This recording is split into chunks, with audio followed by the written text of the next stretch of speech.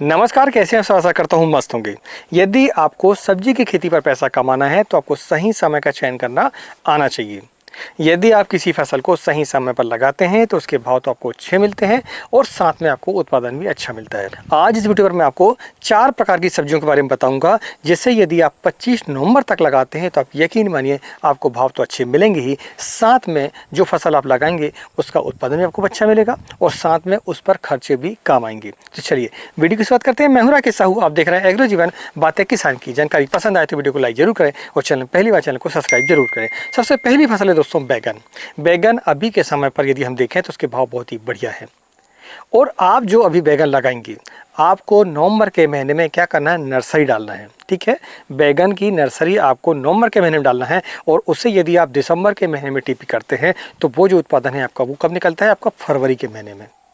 और ये जो बीच का समय है, यहाँ पर क्या होता है, आपको जो सबसे बड़ी समस्या है बैगन की, फ्रूट बोरर और सूट बोरर, ये समस्या आपकी फसल पर नहीं आती है।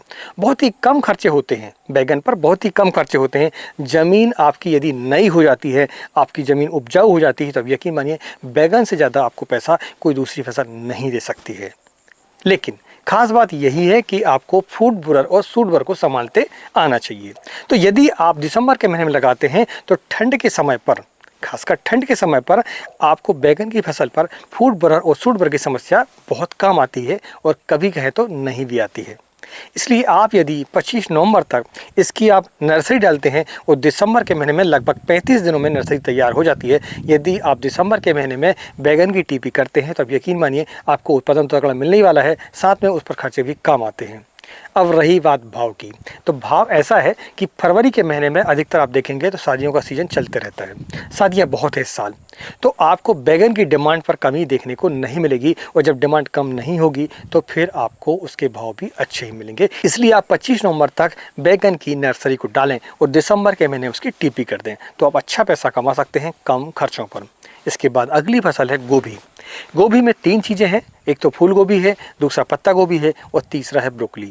यदि आप शहरों के किनारे रहते हैं, आपके यहाँ डिमांड है, तो आप ब्रोकली को लगाएं और उसके जो भाव है बहुत ही बढ़िया मिलते हैं। यदि आप फूल गोभी लगाना चाहते हैं तो फूल गोभी और पत्ता गोभी दोनों ऐसी गोभियाँ हैं जो कि आप किसी भी जगह पर लगा लें, आपको फूल गोभी और पत्ता गोभी बेचने में कोई दिक्कत नहीं होती है।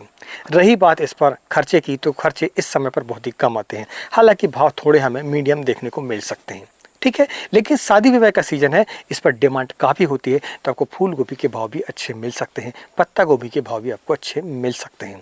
हालांकि पत्ता गोभी के भाव ज़्यादा हमें देखने को नहीं मिलते हैं। आप यहाँ पहले देखें कि आपकी डिमांड कैसी है, उसके बाद ही आप पत्ता गोभी का चयन करें। फूल गोभी ठंड के समय पर उत्पादन ज़्यादा देती है और खर्चे उस पर बहुत ही कम आते हैं। उस पर ना तो मल्चिंग लगी है, ना ही हमारी स्टेकिंग लगती है और ना ही हमारा लेबर का खर्चा आता है और दवाएं भी बहुत ही कम लगती है। इसलिए यदि आप फूल गोभी की खेती करते हैं तब यकीन मानिए कम खर्चों पर अच्छा मुनाफा आप कमा सकते हैं। अगली फसल है टमाटर। अभी के समय यदि आप टमाटर देखें तो हम टमाटर के रेट देखकर आपको नहीं बता रहे हैं, ये बात आप समझ लें। हम टमाटर के भाव देखकर आपको ये नहीं कह रहे हैं कि आप टमाटर को लगाएं, लेकिन कुछ जगह ऐसी है जहां पर टमाटर अभी के समय पर लगाया जा सकता है। आप चाहें तो इस समय पर देसी के अलावा आप हाइब्रिड वैरायटी को चयन भी कर सकते हैं। हाइब्रिड वैरायटियों में अगर हम देखें तो सेमनेस कंपनी की वीरांग बहुत ही बढ़िया वैरायटी है इस समय के लिए। आप जो है इस समय पर जब टमाटर लगाते हैं तो आपको उत्पादन बहुत ही तगड़ा मिलने वाला है। हालांकि ठंड में कभी कभी समस्याएं आती है, तो आपको ठंड से बचाकर चलना पड़ेगा अपनी फसल पर। रात के समय पर आपको पानी देना पड़ेगा, धुआं वगैरह दिखाना होता है, कभी कभी जब कोहरा वगैरह ज़्यादा होता है हमारा, तो आपको छोटी मोटी जो है केयर करनी पड़ती है, ठंड अगर आपके एरिया पर ज़्यादा पड़ती है तो। ठीक है, अगर आपके एरिया पर ठंड ज़्यादा नहीं पड़ती है तो आपको चिंता करने की आवश्यकता बिल्कुल भी नहीं है। उत्पादन इसका थोड़ा सा लेट आता है। ठीक है, उत्पादन थोड़ा सा लेट आता है। क्यों आता है? क्योंकि ठंड होती है, तो ठंड में यदि आपके फल लग भी गए तो वो देर से पकते हैं। इसलिए आपका जो उत्पादन आने वाला है वो लगभग फरवरी और मार्च के महीने में शुरुआत पर आने वाला है। जो भी आप वैरायटी लगाएंगे आप 15 दिनों से लेट मानकर चल सकते हैं, लेकिन टमाटर पर इस समय जो आप टमाटर लगाएंगे उस पर खर्चे बहुत ही कम आते हैं। अब रही बात डिमांड की, हम क्यों कह रहे हैं आपको कि टमाटर अभी के समय पर लगाएं? हम इसलिए कह रहे हैं कि आपने देखा होगा कि अभी के समय पर जो किसानों ने पहले बरसात पर टमाटर लगाया था, जैसे बेंगलोर की पट्टियों पर, अगर हम महाराष्ट्र पर देखें तो महाराष्ट्र के काफ़ी एरियो पर अगेती टमाटर को लगाया जाता है और इस साल भी लगाया गया। लेकिन वो जो फसलें हैं वो खत्म हो चुकी हैं और आने वाले 15 दिनों के अंदर वो सारी फसलें जो है वो समाप्त हो जाएंगी जो अगेती लगी थी हमारी। और वहाँ पर क्या हो रहा है, इस साल प्याज के भाव भी हैं, तो प्याज के भाव होने के कारण वो जो किसान है वो टमाटर के बाद जो है प्याज पर शिफ्ट होने वाले हैं। इसलिए आप चाहें तो टमाटर को भी लगा सकते हैं। भाव की यदि हम बात करें तो भाव आपको मध्यम मिलेंगे, लेकिन भाव ऐसे आपको नहीं मिलेंगे कि आपको निराशा हो। ठीक है, तो आप टमाटर की खेती भी इस समय पर कर सकते हैं। अब इसके बाद हम बात करते हैं अगली फसल की, जो है हमारी कंद वर्गीय फसलें। कंद वर्गीय फसलों में यदि हम देखें तो आलू सब्जियों का राजा है। इस साल बहुत ही बढ़िया भाव रहे, हालांकि लगवाड़ी इसकी थोड़ी सी ज़्यादा है। आज के समय पर लगवाड़ी काफ़ी किसानों ने इसकी की है, तो आलू जो है खाया भी बहुत जाता है।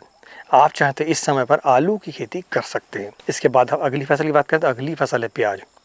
ये जो समय चल रहा है ये प्याज की नर्सरी डालने के लिए बहुत ही बढ़िया समय है।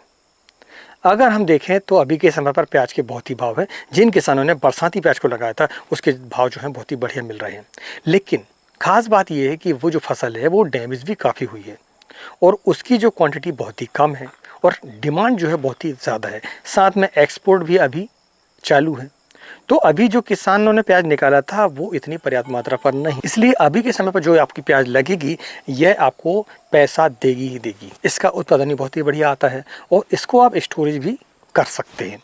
ठीक है, स्टोरेज की व्यवस्था यदि आपके पास है तो बहुत ही बढ़िया है। आप प्याज की खेती को बहुत ही आसानी से इस समय पर कर सकते हैं और अच्छा मुनाफा आप कमा सकते हैं। इसके बाद अगली फसल है लहसुन। लहसुन पर सबसे ज़्यादा खर्च है आज के समय पर।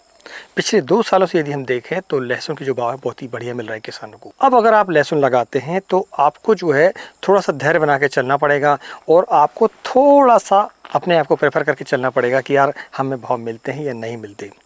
आप जो भाव अभी के समय पर देख रहे हैं इतने भाव बहुत ही कम मिलते हैं, लेकिन हाँ भाव उतने ज़्यादा भी गड़बड़ नहीं रहेंगे। लेकिन आपकी अगर क्षमता है तो ही आप लहसुन को लगाएं। हाँ, ऐसा आप कर सकते हैं कि कम जगहों पर लहसुन को लगाएं, फिर आपका सीड हो जाएगा तैयार। अगले साल फिर आप रकबा बढ़ा सकते हैं, क्योंकि इस साल अगर आप लहसुन लगाते हैं तो आपके जो सीड का खर्चा है बहुत ही ज़्यादा है। क्योंकि अभी के समय पर सीड की जो कीमत है वो लगभग 350 रुपये प्रति केजी की लगभग आपको मिलेगी। कोई भी आप लहसुन लगा लें, कोई भी वैरायटी आप लगा लें, लगभग 350 से लेकर 400 रुपये प्रति किलो तक आपको सीड कम से कम मिलेगा। हम कम से कम की बात कर रहे हैं, इसलिए लहसुन पर जो है बहुत ही खर्चे हैं, तो आप सोच समझ कर लहसुन को लगाएं भी। हाँ, कम जगह पर आप ट्राई कर सकते हैं। इसके बाद हमारी तीसरी प्रकार की फसल है वो है आपकी कंद वर्गीय फसल। उनमें अगर हम देखें तो मूली है, मूली को आप लगा सकते हैं। अभी जो आप मूली लगाएंगे उसका उत्पादन बहुत ही बढ़िया आएगा, हालांकि भाव थोड़े से आपको कम देखने को मिल सकते हैं, लेकिन खर्चे बिल्कुल भी नहीं है इस पर। इसके बाद अगली फसल है चुकंदर। चुकंदर को भी इस समय पर लगा सकते हैं क्योंकि शादी विवाह का सीजन आपको चालू हो चुका है और आपको जो सलाद है उस पर काफ़ी डिमांड रहती है चुकंदर की। इसके बाद गाजर भी वैसा ही है, गाजर भी आप लगा सकते हैं। गाजर की भी डिमांड बढ़ने वाली क्योंकि शादी विवाह है, उस पर गाजर की डिमांड बहुत ही ज़्यादा रहती है, तो आप इन फसलों को भी लगाकर अच्छा खासा मुनाफा कमा सकते हैं। अब हम जानते हैं वो फसलें जो कि पत्तेदार सब्जियां हैं। पत्तेदार सब्जियों को जानने से पहले यदि आपको जानकारी पसंद आ रही है तो वीडियो को लाइक जरूर करें और पहली बार चैनल को सब्सक्राइब जरूर करें। और आपकी मंडी पर टमाटर के भाव अभी के समय पर क्या चल रहे हैं हमें कमेंट बॉक्स पर जरूर लिखें। पत्तेदार सब्जियों में अगर हम देखें तो मेथी, पालक और धनिया। मेथी और पालक पर अगर हम देखें तो भाव भले ही थोड़े आपको कम मिलेंगे, लेकिन आपको इस पर लागत बहुत ही कम आती है। यदि आपके पास कम ज़मीन है, मिट्टी ऐसी है जो कि आप बार बार बना सकते हैं, यानी कि भुरभुरी मिट्टी है, उस पर काम करना आसान है, तो आप मेथी है, पालक है, धनिया है, इनको आप लगा सकते हैं।